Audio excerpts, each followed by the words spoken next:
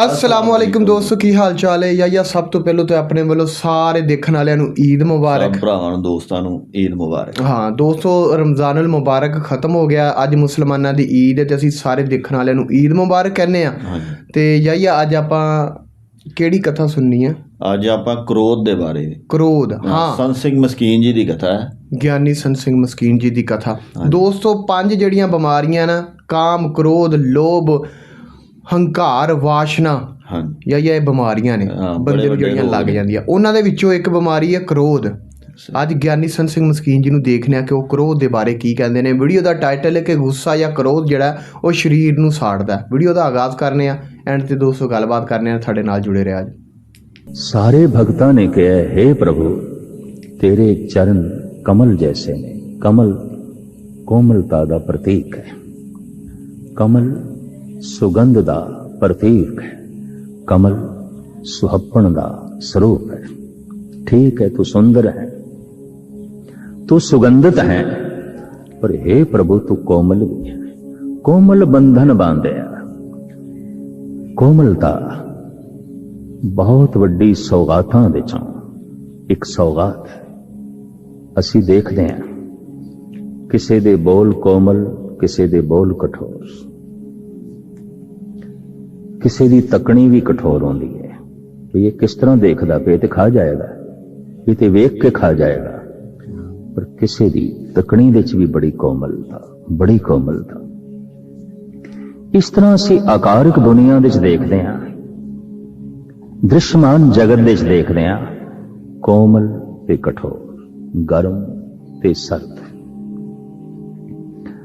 भक्तां नूं जिथे तक अनुभव होया है वो ये होया है, परमात्मा अति शीतल है, अति शीतल है, अति शीतल है, अति शीतल। परमात्मा गुणां दा सागर है, गुण अति ठंडे ने, अति ठंडे ने। अगर गुण शीतल ने तो अवगुण गर्म ने, अवगुण बहुत गर्म ने, बहुत गर्म ने। शांति शीतल है, शीतल है, क्रोध गर्म है, गर्म है। दया बड़ी शीतल है, शीतल है, पर कठोरता बड़ी गर्म है, बड़ी गर्म है। इसी तरीके नाल प्रेम अति ठंडा है, अति ठंडा है। नफरत बड़ी गर्म है, बड़ी गर्म है। मित्रता, निर्वैरता बड़ी शीतल है, बड़ी शीतल है, पर दुश्मनी बड़ी गर्म है, बड़ी गर्म है। अगां चलिए समदृष्टि बड़ी कोमल है, बड़ी शीतल है, बड़ी शीतल है, पर भेदभाव, वितकरा ये बड़ा गर्म है, बड़ा गर्म है। अवगुण गर्म ने, गुण शीतल ने। जद किसी नूं अवगुण छूंदे ने गर्म हो जाता है, क्रोध गर्म कर देंदा है, अशांति गर्म कर देंदी है, वैर विरोध मनुख नूं गर्म करके रख देंदा है, नफरत गर्म करके रख देंदी है, घृणा गर्म करके रख देंदी है, तपा के रख देंदी है। उस तपश दे विच, उस गर्मी दे विच दैवी गुण सड़ जांदे ने। तपे हुए मनुख दे अंदर रब्बी गुण नहीं होंदे, क्योंकि रब्बी गुण ते शीतल ने। ये ते एक जो है खास परमात्मा दा बनाया होया नियम है कि एक थां ते इक्को ही समय या गर्मी रखी जा सकती या ठंडी, या ठंड या गर्मी। एक समय इक्को ही थां ते या अंधेरा रखा जा सकता है या रोशनी, दोवें इकट्ठे नहीं रह सकते। अगर कोई आखे नहीं इक्को ही थां दे ते प्रकाश ते अंधकार इकट्ठा ही रखना, इक्को ही भांडे दे च, इक्को ही गिलास दे च गर्म ते ठंडा कट्ठा ही रखना है, कठिन नहीं। या ते गर्म या ठंडा, इंज कह सकते हैं हिरदे या अवगुण रहणगे या गुण, दोवें नहीं रह सकते, दोवें नहीं रह सकते, क्योंकि दोहां दी आपस विच विरोधता है। सर्दी ते गर्मी दी विरोधता है, प्रकाश ते अंधकार दी विरोधता है। ये दो कट्ठे नहीं रह सकते। इसनूं गुरु नानक देव जी महाराज ने बड़े आलमाना ढंग नाल बयान भी किया है। सजाती मेल हो जाता है, विजाती नहीं होंदा। जैसे रोशनी होर रोशनी समा सकती है, रोशनी दे अंधेरा नहीं समा सकता। बिल्कुल जैसे ठंड दे च होर ठंड समा सकती है, गर्मी दे च होर गर्मी समा सकती है, ठंड ते गर्मी नूं इकट्ठा नहीं रखा जा सकता। दोहां नूं इकट्ठा रखना बहुत कठिन है। महाराज कहते ने वस्तु अंदर वस्त समावे, दूजी होवे पास। एक थां ते एक वस्तु तां समा सकती है जे पहली पई हुई वस्तु एक पासे हो, दोवें इकट्ठियां नहीं रह सकती। जैसे महाराज कहते ने हौं में नावे नाल विरोध है, दोए ना वसे एक ठाए। हंकार बड़ा सख्त है, कठोर है, प्रभु दा नाम अत्यंत कोमल है, ये दोवें इकट्ठे नहीं रह सकते, यकजा नहीं रह सकते। दोए ना वसे एक ठाए, हौं में मैं हां, मैं हां, मैं हां। तो जितना मेरे अंदरों ये भाव पैदा होता है मैं हां, मैं हां, मैं हां, उतना एक दूसरा भाव प्रगट होता है तू नहीं है, तू नहीं है, तू नहीं है, तू की है, तू कुछ भी नहीं। और जितना ये भाव प्रगट होवे तू है, तू है, तू है, तो मैं नहीं हां और मैं कुछ भी नहीं। या मनुख मैं आश्रित जीवेगा या मनुख तू आश्रित जीवेगा। तू कोमल है, मैं कठोर, तू सुंदर है, मैं क्रूप हां, तू शांति है, मैं क्रोध हां, तू प्रेम है, मैं घृणा हां, तू निर्वैर है, मैं वैर भाव नाल भरिया होया, तू समदृष्ट है, मैं वितकरियां दे भरिया होया, तू सुख स्वरूप है, मैं दुख स्वरूप हां, तू आनंद है, मैं कलेश हां, तू अति सुंदर है, मैं अति क्रूप हां। ये दो किस तरह इकट्ठे रहणगे? या मेरे हृदय चों तू रुखसत होवे या मेरे हृदय चों मैं रुखसत होवे। धर्म दी साधना है, मैं नू रुखसत कर। क्यों? मैं कठोर है, मैं क्रूप है, मैं गर्म है। हंकारी बहुत गर्म होता है। हंकार का मतलब भी है मैं हां, मैं हां, मैं हां, तू नहीं। तू है तो मैं तेनों मिटा के रखांगा। जितना हंकारी मनुख होवेगा लोगों के सिर ते बैठने की कोशिश करेगा, जितना संत होवेगा कदमां दे बैठने की कोशिश करेगा, चरना दे थल्ले बैठने की कोशिश करेगा। वो तो कहेगा मैं हर एक दे कदमां दी खाक, हर एक दे कदमां दी खाक, हर एक दे चरना दी धूल।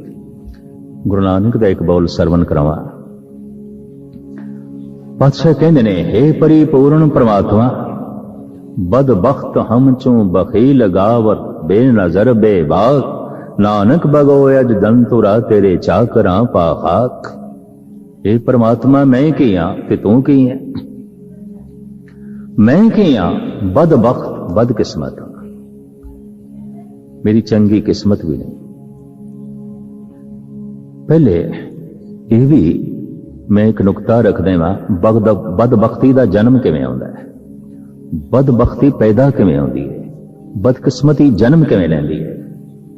ईरानी सूफी संत शेख सादी साहब कहते हैं, गर इंसाफ पुरसी बद अख्तर कस अस्त। अगर इंसाफ की गल मैथों पूछे बदबख्त कौन है, ये फकीर कहता मैं नजूमी नहीं हाँ, ज्योतिषी नहीं हाँ, और ज्योतिष विद्या के आधार पर मैं नहीं दस रहा कि बदबख्त कौन है, बदकिस्मत कौन है। मैं अध्यात्मिक दृष्टिकोण के मुताबिक दस रहा बदबख्त कौन है, बदकिस्मत कौन है। दर इंसाफ पुरसी बद अख्तर कस अस्त, कि दर राह तश रंज दीगर कस अस्त। वो बदबख्त मनुख है कौन? जिदियां खुशियां दूजियां दे गम ते खड़ियां ने, जिदी जिंदगी दूजियां दी मौत ते खड़ी है, जो हासे लभदा है लोगां दे रोणियां दे चों, जो नफा लभदा है दूजियां दे नुकसान दे चों, जो इज्जत लभदा है दूजियां दी बेइज्जती दे चों, जो अपनी जिंदगी लभदा है दूजियां दी लाशां दे चों। बदबख्त है, यही बदकिस्मत है। जितना अहं आश्रित मैं आश्रित जीवन वाला मनुख होता है वो ते सिर ते बैठता है, और कई दफा अपना भार इतना वधा देता है गर्दना टुट के रह जाती है, टुट के रह जाती है। अज तक हंकारी मनुखा ने पता नहीं कितनियां दियां गर्दना मरोड़ियां, कितनियां दियां गर्दना मोड़ के रख देता। जितना अहंग आश्रित जीण वाला मनुख होंदा है, ठोस होंदा है, सख्त होंदा है, बोझल होंदा है, भारू होंदा है, और गजब दी गल बैठदा भी सिर ते। जितना संत होंदा है, कोमल होंदा है और निर्भर होंदा है, भारू नहीं होंदा, निर्भर होंदा है। और गजब दी गल निर्भर होण दे नाल नाल, कोमल होण दे नाल नाल कदमां दे च बैठदा है, चरनां दे थल्ले बैठदा है। मुल्तान की यह साखी अमर साखी है कि मुल्तान दे फकीर दुध दा भरिया होया कटोरा एक फकीर दे राही गुरु नानक नूं भेजदे ने, और गुरु नानक देव जी महाराज एक बगीची दे च बैठे ने। भरिया होया दुध दा कटोरा मुल्तान दे फकीरां ने गुरु नानक दे अग्गों रखे। और मुल्तान मशहूर सी, पीरीपुर मुल्तान, फकीरां दी नगरी, आलम फाजलां दी नगरी। काफी लंबे समय तो वो विद्या दा घर रहा है, संतां दा घर रहा है, फकीरां दा घर रहा है।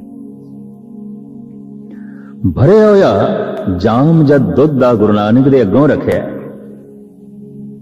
एक फकीर ने तो मरदाना कहंदा है, महाराज मुल्तान दे वासी ते बहुत चंगे, अजे असी मुल्तान दे प्रवेश भी नहीं कीता, अजे नगर दे असी प्रवेश भी नहीं कीता, ये दुध दा कटोरा भरिया होया ले आए ने साडे अग्गों रखे।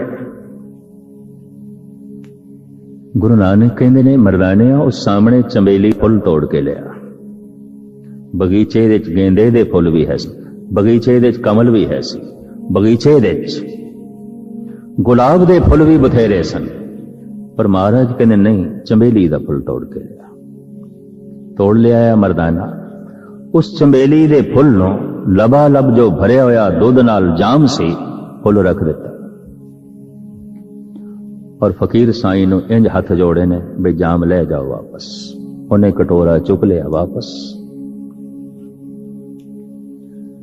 मरदाना हाथ जोड़ के कहंदा, बाबा नानक ये सैन भैस, ये इशारियां दी चर्चा मेरी समझ विच नहीं आई। महाराज बोल के समझाओ ये की होया है। बोलां दा आदान प्रदान ते होया है, कोई गुफ्तगू तो होई है, पर ये की होई है मेरी समझ तो परे। बाबा ये दुध दा कटोरा लिया है, तुसी चंबेली दा फुल रख के वापस कीता, ये गल की है? मरदाने ये दुध दा लबालब कटोरा भर के लिया है, ये दसन लई ये शहर फकीरां नाल भरिया होया, होर फकीर लई थां नहीं है, तुसी ना आओ, जाओ वापस। ये भरिया होया पहले, तुसी ना आओ। पर महाराज चंबेली दा फुल रख के तुसी की जवाब दिता है? मरदानिया मैं ये जवाब दिता है, मैं तो एक निर्भर चंबेली दे फुल दी तरह जिहदा कोई वजन भी नहीं, बहुत वड्डा आकार भी नहीं, और इहदे नाल दुध डुलेगा भी नहीं। हाँ गुलाब दा फुल रख दे, उसका वजन है, डुल जाना सी।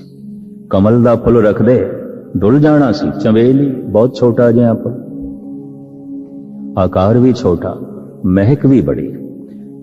गुरु नानक कहने, मरदाने मैं इन्हां नूं आख्या है मेरे आण नाल तुहाडा दुध नहीं डुलेगा, मैं थोड़ी थां नहीं खोवांगा, थोड़ी प्रभता च फर्क नहीं पेगा, बल्कि थानू कुछ महक ही देंगे ते नाले अपनी थां आप बनावांगे। असी सिर दे उत्ते भार दी तरह नहीं रवांगे, चंबेली दे फुल दी तरह रवांगे। सही। फुल नूं ते सिर दे च भी रखिया जा सकदा है, कोई गल नहीं, कोई भार थोड़ी। चंबेली दा फुल सिर ते रख लई कोई वजन महसूस होंदा है?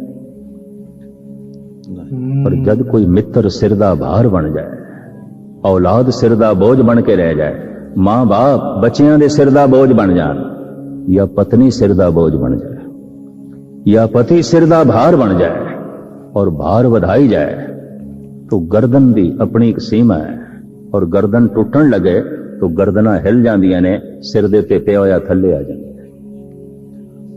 कई दफा परजां दियां गर्दना हिल जांदियां ने, राजे महाराजे जमीन ते आ जांदे।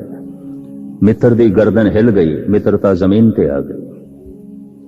पति दी गर्दन हिल गई, पत्नी थल्ले आ गई, गिर गई, परों गिर गई। और कई दफा ऐसा भी होता है, पत्नी दी गर्दन हिल गई, रिश्ता टूट गया, तलाक। गुरु नानक ने संदेश देता है, उपदेश देता है, फुल दी तरह रहे, और फुल भी ऐसा भार ना हो, बोझ ना हो। तू सिर ते बैठ, कोई गल नहीं, पर चंबेली दे फुल दी तरह, बोझ बन के नहीं, भार बन के नहीं। क्योंकि भार नूं बहुत लंबे समय तक ढोया नहीं जा सकता, भार नूं बहुत लंबे समय तक सिर ते रखिया नहीं जा सकता। धन गुरु नानक देव जी महाराज कहते ने, मैं बदकिस्मत हाँ, मेरी किस्मत चंगी नहीं। तो मैं फिर अर्ज कर दिया, बदकिस्मत कौन है? जो दूजियां दे हंझूआं दे चों हासे लभदा है, जो दूजियां दे नुकसान दे चों नफा लभदा है, जो दूजियां दी मौत दे चों जिंदगी लभदा है, जो दूजियां दे नुकसान दे चों नफा लभदा है, रूहे जमीन दा सब तो बदकिस्मत इंसान है, सब तो भेड़ा मनुख है। धन गुरु नानक देव जी दी निर्माणता, विनिम्रता, हाथ जोड़ के कहंदे ने, हे अकाल पुरख, बदबख्त हम चों बखील गाफल। बखील भी हां, चुगलखोर, चुगली करके मैं गल बिगाड़ना। बदबख्त हम चों बखील गाफल, गाफल भी हां, अचेत भी हां। बेनजर, अखां भी कोई नहीं, वेख भी नहीं सकता।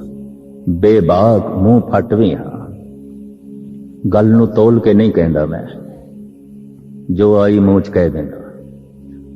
मूंह च जो गल आई कह दिती अचेतपणे नाल, उसे नूं आखिया गया मूरख। मूर्ख दा मतलब मूर्छत, अचेत। और ऐसा मनुख जो अचेत है, मूरख होवेगा, हलगा हर थां ते मुंह अगे करेगा, और की बस जबान नूं अगे करेगा, दिमाग नूं ते उसने अगे करना नहीं। बोलण दे च अकल अगे होवे, चलण दे च अकल अगे होवे, करन दे च कुछ अकल अगे होवे, देखण दे च अकल जो है अगल अगे होवे। अकल हर थां ते रहबरी करे तो देखना ठीक होंदा है, बोलना ठीक होंदा है, चलना ठीक होंदा है, करना ठीक होंदा है, सब कुछ गलत हो जाता है अगर अकल रहबरी ना करे, अगर समझ रहबरी ना करे, अगर समझ अगे होके जो है ना चले। बदबख्त हम चों बखील गाफल, बेनजर बेबाक, नानक बगोयद जन तोरा तेरे चाकरां पाख। इक्को ही मंग है, ए मेरे परमात्मा, सारे फकीरां दी चरण धूड़ बना दे मैनू। जो तेरे रस्ते ते चलदे ने संत जन, उन्हां दे कदमां दी खाक बना दे। यही मंग। एक ओ जो सिर ते बैठना चाहता है, एक ओ जो कदमां दे च बैठना चाहता है। जितना हंकारी होवेगा, सख्त होवेगा, बोझल होवेगा, पत्थर होवेगा, एक ते पत्थर एक ते बोझल, एक बैठना भी सिर ते चाहता है। जितना प्रभु नाल जुड़ी हुई आत्मा होवेगी, संत होवेगा, कोमल होवेगा, फुल होवेगा, पर गजब दी गल बैठना भी कदमां दे चाहता है, सिर ते नहीं बैठना चाहता, कदमां दे बैठना चाहता है। भाई साहब भाई वीर सिंह जी ते कहंदे ने, मेरे छुपे रहन दी चाह, मैं ते कदमां दे थल्ले बैठना चाहता, छुप जा, दिसांगे ना। एक कहंदा मैं हां प्रगट होवां, सारी दुनिया मैनू जाने। एक कहंदा मैं कुछ भी नहीं, मैं कुछ भी नहीं, मैं कुछ भी नहीं, मैं बिल्कुल मिट जावां, बिल्कुल मिट जावां। पर यह मिटना पता है की होंदा है? बीज मिटदा है तो वृक्ष बनता है, बीज मिटदा है तो फल बनता है, और कोई अपने आप को मिटांदा है तो परमात्मा बन जाता है, ईश्वर बन जाता है, प्रभु बन जाता है, अकाल पुरख का जो है रूप हो जाता है। जितना ठोस सख्त मनुख होवेगा, पत्थर होवेगा, सिर पे बैठेगा, जितना कोमल होवेगा, कम जो है चरना विच बैठ के प्रसन्न होवेगा। सुरमा कुन तो खाक औलिया, ताबा बेनी इब्तिदा ता इंतहा। अगर तू आद तो लेके अंत तक वेखना चाहना है, तो जेड़े कदम परमात्मा दे मार्ग ते चल रहे ने, उन्हां दी चरना दी धूड़ नूं अपने मस्तक ते ला, अपनी अखां ते ला। इतनी निर्माणता, विनिम्रता कोमल है, लेकिन अहंकार ठोस है, सख्त है। सुरमा कुन तो खाक औलिया। धन गुरु गोबिंद सिंह जी महाराज एक दिन सुभावक पुछदे ने नंद लाल नूं, अंदर कोई ख्वाहिशां चलदियां ने तेरे कि सिर्फ रब दी याद चलदी है? क्योंकि तेरा सरूर, तेरी मस्ती, तेरी सेवा, तेरा सिमरन दसदा है तेरे अंदर हुण कोई दुनियावी इच्छा नहीं रही। भाई साहब कहते हैं महाराज एक ख्वाहिश है, बाकी ते मिट गईयां। एक ख्वाहिश बार बार चलती है, बार बार चलती। साहिब भी हैरान होए ते कहंदे ने, अच्छा दस केड़ी ख्वाहिश है जो बार बार तेरे अंदर चलती है? तो पता है भाई साहब की कहंदे ने? मैं दोहरावां कि भाई साहब दा सारा कलाम पर्शियन विच है, फारसी जुबान विच। आप कहंदे ने, शब्द कुर्बान हाके राहे संगत, दिले गोया हमें बस आरजू कर। ऐ मेरे गुरु, एक कोई आरजू रह गई है। जिहड़े जिहड़े लोग, जिहड़ियां जिहड़ियां संगतां परमात्मा दे मार्ग ते ने, बस उस रस्ते दी खाक मैनू बना दे, ताकि उन्हां कदमां नूं छू के शायद मैं भी पहुंच जावां। मेरे विच होर कोई बिसात नहीं, यही होना चाहना, यही होना चाहना। धन गुरु गोबिंद सिंह जी महाराज ने गलवकड़ी च ले लिया। मैंने एक होर घटना भी चेते आई। कवि रहीम दरबार अकबरी दे 9 रत्नां दे च रतन, समय दा गेर, जहांगीर काल दे सेनापति सी और बाद विच बड़ा मुफलिस हो गया। दर दर भिक्षा मंग के भी गुजारा करता रहा, लेकिन ब्रिज भाषा दा महापंडित ते महाकवि अंदर हिरदे विच श्री कृष्ण लई श्रद्धा भी बड़ी रखदा सी। सुनिया सी इसने, ये तुलसी काल दे च होया है भी तुलसी महाकवि है, महासंत है, भगत है, चलो उसनों मिलिए। पता चले वो चित्रकूट दे च है, तो चल पिया पैदल। लंबी चौड़ी कथा मुख्तसर में अर्ज करा, पहुंच गया। दूरों तुलसी ने भी वेखे, और तुलसी दे शिष्य दसदे ने, ओ जो आ रहे है कवि रहीम, किसी जमाने दरबार अकबरी दे 9 रत्नां दे च रतन रहीम खान खाना घरेलू मामलियां दा वजीर रह चुके हैं, जहांगीर काल दे सेनापति रह चुके हैं, महाशाहिर, महापंडित, महाविद्वान, वो आ रहे हैं। फटे कपड़े, सैकड़े मील दी पैदल यात्रा, कदी सवेरे मिलिया भिक्षा मंग के खा लिया, कदी ना मिलिया तो हड्डियां दा ढांचा। सिर्फ 100 कदमां दी दूरी रह गई। 2 हाथी खड़े सन। कोई मंडलेश्वर आया होना यात्रा करन चित्रकूट दी। हाथी खड़े सन। हाथी दा सुभाव है जिथे खड़ा होवे सूंड नाल जमीन पुटदा है, मिट्टी अपने सिर ते पांदा है, हर वक्त अपने सिर ते पांदा है। कोल आ गए रहीम तो तुलसी ने एक सवालिया वाक, एक प्रश्नमयी वाक रहीम दे अगों रख दिता। धूर धरत नित शीश पर, कहो रहीम कहें काज। ऐ रहीम दसोगे? ये हाथी हर वक्त जमीन पुटता है, हर वक्त, और अपने मत्थे ते मिट्टी पाई जाता है, पाई जाता है। क्यों? ऐसा क्यों? ये क्यों कर रहा है? रहीम भी हस पे और अंदरों सोचते ने, एक कवि, ए संत, ये भी कसवटी ते परख के मैनू सीने च लाएगा, सीने नाल लाएगा, उंज नहीं। इन्हें भी कसवटी रख दी। तुलसी कहने ने, धूर धरत नित शीश पर, कहो रहीम कहें काज। रहीम बोले, जह रज मुन पत नहीं तरी, सो ढूंढत गजराज। जिस चरण धूड़ दा सदका गौतम ऋषि दी पत्नी अहल्या दा उधार होया सी, ये हाथी अपनी सूंड नाल ओही धूड़ लभदा फिरदा है, अपने मत्थे ते पांदा है। मतां किधरे राम दे चरनां दी धूड़ पई होवे, सारी जमीन पुट्टी जांदा है। जिथे खड़ा है रेत सिर ते पाई जांदा है। मतां किसे संत दी धूड़ होवे, मतां किसे फकीर दी धूड़ होवे। खड़े हो गए तुलसी, कहने लगे, पता नहीं इस हाथी नूं चरण धूड़ नसीब होनी है कि नहीं, पर रहीम तेरे चरनां दी धूड़, राम दे चरनां दी धूड़, तेरे मार्ग खुदा दे मार्ग ते ने, तेरे चरण प्रभु दे मार्ग ते ने। ते जेड़े पैर परमात्मा दे मार्ग ते चलदे न, परमात्मा कोमल है, उहदे कदम कोमल ने, शायद इसे वास्ते चरण कमल कहंदे ने। फुल दी तरह कोमल ने, गुणा दे उत्ते खड़ा है परमात्मा दा, ਸਾਰਾ ਹੋਂਦ ਪਸਾਰਾ ਗੁਣ ਸਾਰੇ ਹੀ ਕੋਮਲ ਨੇ। ਜੈਸੇ ਪੈਰਾਂ ਦੇ ਉੱਤੇ ਸਰੀਰ ਖੜਾ ਹੈ, ਗੁਣਾਂ ਤੇ ਹੀ ਪ੍ਰਮਾਤਮਾ ਦੀ ਹਸਤੀ ਖੜੀ ਹੈ। ਗੁਣ ਕੋਮਲ ਨੇ, ਸਾਰੇ ਦੇ ਸਾਰੇ ਕੋਮਲ ਨੇ। ਇਸ ਵਾਸਤੇ ਅਸੀਂ ਗੁਣਾਂ ਨੂੰ ਚਰਨ ਕਹਿੰਦੇ ਆ ਕਿ ਕਿਸੇ ਦੇ ਉੱਤੇ ਪ੍ਰਮਾਤਮਾ ਦੀ ਹੋਂਦ ਖੜੀ ਹੈ। ਸਾਰੇ ਗੁਣਾਂ ਨੂੰ ਇੱਕ ਪਾਸੇ ਕਰ ਦਿਓ तो परमात्मा एक पासे हो गया, सारे प्रकाश ने एक पासे कर दो तो सूरज एक पासे हो गया, फिर सूरज सूरज नहीं रहा। सारे गुणा नु एक पासे कर दो ना होवन तो परमात्मा नहीं है। परमात्मा है इस वास्ते है कि गुण है, सूरज है इस वास्ते है कि रोशनी है। नहीं है रोशनी तो नहीं है सूरज, नहीं ने गुण तो नहीं है परमात्मा।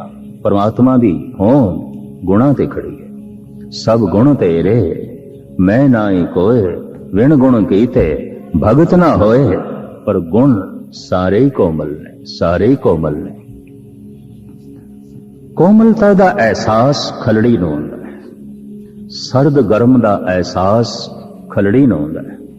ਭਗਤਾਂ ਨੂੰ ਐਸਾ ਮਹਿਸੂਸ ਹੋਇਆ ਹੈ, ਇਹ ਪਰਿਪੂਰਨ ਪ੍ਰਮਾਤਮਾ ਤੂੰ ਅਤੀ ਕੋਮਲ ਹੈ, ਅਤੀ ਕੋਮਲ ਹੈ। ਔਰ ਸਿਰਫ ਕੋਮਲ ਹੀ ਨਹੀਂ, ਅਤੀ ਸੀਤਲ ਹੈ, ਅਤੀ ਸੀਤਲ ਹੈ। ਬਹੁਤ ਠੰਡਾ ਹੈ, ਬਹੁਤ ਠੰਡਾ ਹੈ। ਤੈਨੂੰ ਗਰਮੀ ਆਉਂਦੀ ਹੀ ਨਹੀਂ। ਦੋਖਨ ਦੇਖਤ ਹੈ ਪਰ ਦੇਤ ਨਾ ਹਾਰ। ਮਾੜੇ ਮੋਟੇ ਬੰਦੇ ਨੂੰ ਵੀ ਥੋੜੀ ਜਿਹਾ ਕੋਈ ਮਾੜੀ ਗੱਲ ਆਖ ਦਈਏ, ਕ੍ਰੋਧ ਚ ਹੋ ਜਾਂਦਾ ਹੈ। ਅਗਰ ਸਾਰੀ ਮਨੁੱਖਤਾ ਕਹਿ ਦੇਵੇ ਪਰਮਾਤਮਾ ਤੈਨੂੰ ਨਹੀਂ ਮੰਨਦੇ, ਨਹੀਂ ਮੰਨਦੇ, ਤਾਂ ਵੀ ਉਹ ਕ੍ਰੋਧ ਦੇ ਚ ਨਹੀਂ ਆਉਂਦਾ। ਨਹੀਂ ਮੰਨਦੀ ਬਥੇਰੀ ਦੁਨੀਆ ਤਾਂ ਵੀ ਉਹ ਕ੍ਰੋਧ ਦੇ ਚ ਨਹੀਂ ਆਉਂਦਾ। ਰਾਜ ਤੇ ਉਸਦਾ, ਪਸਾਰਾ ਤੇ ਸਾਰਾ ਉਸਦਾ, ਪਰ ਮੈਂ ਉਸ ਤੋਂ ਇਨਕਾਰੀ ਹੋ ਜਾਵਾਂ ਤਾਂ ਵੀ ਉਹ ਕ੍ਰੋਧਿਤ ਨਹੀਂ ਆਉਂਦਾ। ਇਤਨਾ ਦਿਆਲੂ, ਇਤਨਾ ਕੋਮਲ। ਕਹਿੰਦੇ ਨੇ ਸੂਰਦਾਸ ਦੀਆਂ ਅੱਖਾਂ ਤੇ ਹੈ ਨਹੀਂ ਸਨ, ਦੇਖ ਤੇ ਕੋਈ ਸਕਦਾ ਨਹੀਂ ਸੀ।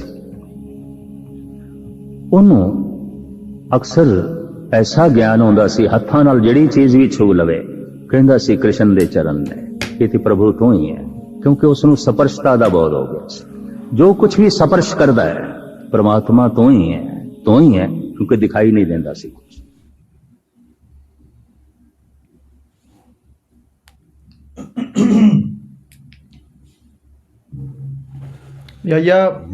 ਇਹ ਆਪਾਂ ਕਥਾ ਸੁਣੀ, ਓਵਰਆਲ ਕਥਾ ਬਹੁਤ ਜ਼ਿਆਦਾ ਪਿਆਰੀ ਸੀ। ਲੇਕਿਨ ਜਿਹੜੀ ਐਂਡ ਤੇ ਗੱਲ ਕੀਤੀ ਨਾ ਇਹਨਾਂ ਨੇ, ਹਾਂਜੀ, ਕਿ ਜਿਹੜੇ ਪ੍ਰਮਾਤਮਾ ਦੇ ਗੁਣ ਕੀ ਨੇ, ਤੇ ਮਤਲਬ ਕਿ ਸਾਰੀ ਮਨੁੱਖਤਾ, ਸਾਰੀ ਇਨਸਾਨੀਅਤ ਅਗਰ ਇਹ ਕਹਿ ਦੇਵੇ ਨਾ ਕਿ ਅਸੀਂ ਤੈਨੂੰ ਨਹੀਂ ਮੰਨਦੇ, ਉਹਨੂੰ ਫਿਰ ਵੀ ਗੁੱਸਾ, ਉਹਨੂੰ ਫਿਰ ਵੀ ਕੋਈ ਫਰਕ ਨਹੀਂ ਪੈਂਦਾ, ਉਹਨੂੰ ਕੋਈ ਫਰਕ ਨਹੀਂ ਪੈਂਦਾ। ਹਾਂਜੀ, ਨਾ ਉਹਦੇ 'ਚ ਕ੍ਰੋਧ ਆਉਂਦਾ।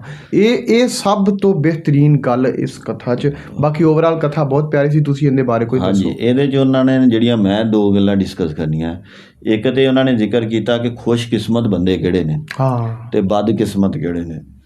ਉਹਨਾਂ ਨੇ ਖੁਸ਼ਕਿਸਮਤ ਉਹਨਾਂ ਨੂੰ ਕਿਹਾ ਕਿ ਜਿਹੜੇ ਕਿਸੇ ਦੀ ਖੁਸ਼ੀ ਨੂੰ ਵੇਖ ਕੇ ਖੁਸ਼ ਹੁੰਦੇ ਨੇ, ਕਿਸੇ ਦੇ ਮਤਲਬ ਕਿ ਜੋ ਵੀ ਉਹਨੂੰ ਅਗਰ ਅੱਛਾ ਉਹਦੇ 'ਚ ਨਾ ਤੇ ਉਹਨੂੰ ਵੇਖ ਕੇ। ਤੇ ਬਦਕਿਸਮਤ ਲੋਕ ਉਹ ਹੁੰਦੇ ਨੇ ਕਿ ਜਿਹੜੇ ਕਿਸੇ ਤੋਂ ਸੜਦੇ ਨੇ, ਜਿਹੜੇ ਲੋਕਾਂ ਦੇ ਦੁੱਖ ਦੇ ਵਿੱਚੋਂ ਆਪਣੀ ਖੁਸ਼ੀ ਲੱਭਦੇ। ਹਾਂਜੀ, ਖੁਸ਼ੀ ਲੱਭਦੇ ਨੇ।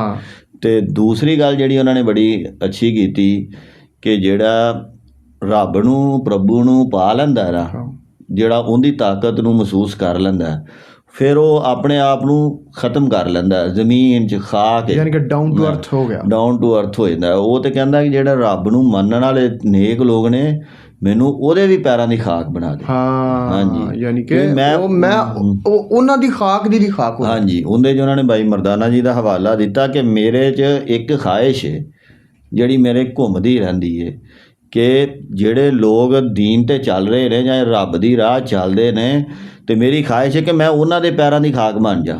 ਨਹੀਂ, ਉਹ ਮਰਦਾਨਾ ਜੀ ਨੇ ਨਹੀਂ, ਭਾਈ ਨੰਦ ਲਾਲ, ਸ਼ਾਇਦ ਮੈਂ ਭਾਈ ਨੰਦ ਲਾਲ ਸੀ, ਉਹ ਗੁਰੂ ਗੋਬਿੰਦ ਸਿੰਘ ਸਾਹਿਬ ਦੇ ਆਨੰਦ ਭਗਤੀ ਸੀ। ਹਾਂਜੀ, ਉਹ ਮੈਨੂੰ ਹੋ ਸਕਦਾ ਨਾਮ ਅੱਗੇ ਪਿੱਛੇ। ਅੱਛਾ, ਮੈਂ ਇੱਥੇ ਇੱਕ ਗੱਲ ਦੇਖੀ ਸੀ ਕਿ ਬਾਬਾ ਗੁਰੂ ਨਾਨਕ ਸਾਹਿਬ ਦੀ ਇਹਨਾਂ ਨੇ ਇੱਕ ਗੱਲ ਕੀਤੀ ਕਿ ਉਹਨਾਂ ਨੂੰ ਜਦੋਂ ਦੁੱਧ ਦਾ ਪਿਆਲਾ ਦਿੱਤਾ ਗਿਆ, ਤੇ ਉਹਨਾਂ ਨੇ ਆਖਿਆ ਕਿ ਜੀ ਇਹਨਾਂ ਨੂੰ ਤੁਸੀਂ ਚੰਬੇਲੀ ਦਾ ਫੁੱਲ ਦੇ ਦਿਓ। ਹਾਂਜੀ, ਨਹੀਂ, ਚੰਬੇਲੀ ਦਾ ਫੁੱਲ ਉਹਨਾਂ ਨੇ ਉਹਦੇ ਉੱਤੇ ਰੱਖਤਾ।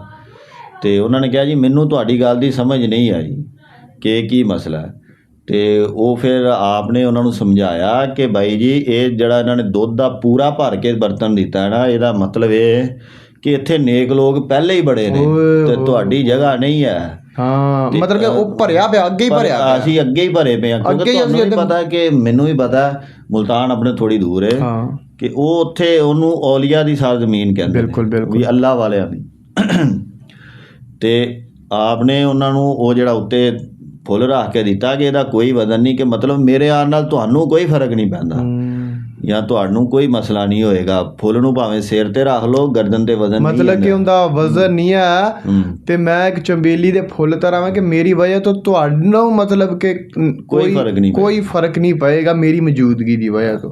ਯਾਨੀ ਕਿ ਫਿਰ ਯਾਇਆ ਇਹਨਾਂ ਨੇ ਨਾ 2-3 ਚੀਜ਼ਾਂ ਬਿਆਨ ਕੀਤੀਆਂ, ਕੋਮਲਤਾ ਯਾਨੀ ਕਿ ਇੱਕ ਕ੍ਰੋਧ ਇੱਕ ਕੋਮਲਤਾ ਨਹੀਂ, ਹੰਕਾਰ ਹੈ ਤੇ ਹੰਕਾਰ ਹੈ ਤੇ ਕੋਮਲਤਾ ਹੈ। ਕੋਮਲਤਾ ਮਤਲਬ ਕਿ ਆਜਿਜ਼ ਬੰਦਾ।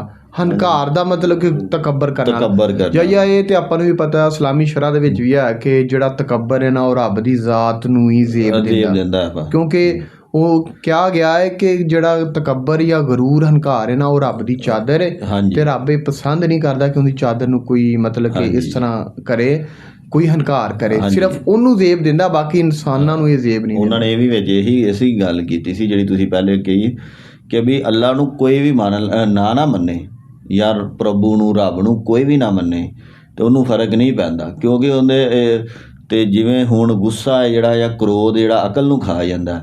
ਆਮ ਬੰਦੇ ਕਿਸੇ ਨੂੰ ਜਿੰਨੀ ਨਹੀਂ ਵੀ ਅਕਲ ਨਾ, ਜਿਹਨੂੰ ਮਾੜਾ ਜਿਹਾ ਵੀ ਨਹੀਂ ਸਮਝ, ਐਵੇਂ ਜਿਹਾ ਬੰਦਾ ਨਾ ਤੂੰ ਉਹਨੂੰ ਕਹਿੰਦਾ ਮੈਂ ਕੀ ਤੈਨੂੰ ਜਾਣਨਾ, ਉਹਨੂੰ ਗੁੱਸਾ ਆ ਜਾਂਦਾ, ਕ੍ਰੋਧ। ਇੱਕ ਹੋਰ ਚੀਜ਼ ਹੈ ਜਾਂ ਜਿਹੜੇ ਲੋਕ ਰੱਬ ਨੂੰ ਨਹੀਂ ਮੰਨਦੇ ਜਾਂ ਨਾਸਤਿਕ ਨੇ, ਕਿਆ ਉਹ ਆਪਣੇ ਅੰਦਰ ਹੰਕਾਰ ਨਹੀਂ ਲਈ ਫਿਰਦੇ? ਉਹ ਹੰਕਾਰ ਹੀ ਹੈ ਨਾ, ਉਹ ਇੱਕ ਚੀਜ਼ ਨੂੰ ਮੰਨਦੇ ਹੀ ਨਹੀਂ, ਕਹਿੰਦੇ ਨੇ ਜੀ ਹੈ ਹੀ ਨਹੀਂ। ਇਹਦਾ ਮਤਲਬ ਹੈ ਕਿ ਰੱਬ ਦੇ ਹੁਕਮਾਂ ਨੂੰ ਨਾ ਮੰਨਣਾ ਜਾਂ ਰੱਬ ਦੇ ਜਿਹੜੇ ਅਸੂਲ ਬਣਾਏ ਹੋਏ ਨੇ ਉਹਨਾਂ ਨੂੰ ਨਾ ਮੰਨਣਾ, ਇਹ ਆਪਣੇ ਆਪ ਦੇ ਅੰਦਰ ਇੱਕ ਹੰਕਾਰ ਹੈ। ਹਾਂਜੀ, ਸਹੀ ਹੋ ਗਿਆ। ਹਾਂ ਦੋਸਤੋ, ਇੱਕ ਕਥਾ ਬਹੁਤ ਪਿਆਰੀ ਸੀ। ਅੱਜ ਈਦ ਵਾਲੇ ਦਿਨ ਅਸੀਂ ਇਹ ਕਥਾ ਸੁਣੀ, ਸਾਡੀ ਜਿਹੜੀ ਈਦ ਹੈ ਹੋਰ ਖੂਬਸੂਰਤ ਬਣ ਗਈ। ਦੋਸਤੋ, ਇਹ ਮੇਰੇ ਬੜੇ ਭਾਈ ਨੇ, ਇਹ ਚੈਨਲ ਇਹਨਾਂ ਦਾ, ਤੇ ਇਸ ਚੈਨਲ ਨੂੰ ਜ਼ਰੂਰ ਸਬਸਕ੍ਰਾਈਬ ਕਰਿਆ ਜੇ। ਤੇ ਇਸ ਚੈਨਲ ਤੇ ਅਸੀਂ ਦੋਨੋਂ ਭਾਈ, ਜ਼ਿਆਦਾਤਰ ਦੋਨੋਂ ਭਾਈ, ਅਸੀਂ ਦੋਨੇ ਇਕੱਠੇ ਵੀਡੀਓ ਵਗੈਰਾ ਅਪਲੋਡ ਕਰਨੇ ਆ, ਤੇ ਤੁਸੀਂ ਇਸ ਚੈਨਲ ਨੂੰ ਜ਼ਰੂਰ ਸਬਸਕ੍ਰਾਈਬ ਕਰਿਆ ਜੇ। ਤੇ ਕਥਾ ਬਹੁਤ ਪਿਆਰੀ ਸੀ। ਮਿਲਨੇ ਨਵੀਂ ਵੀਡੀਓ ਦੇ ਨਾਲ।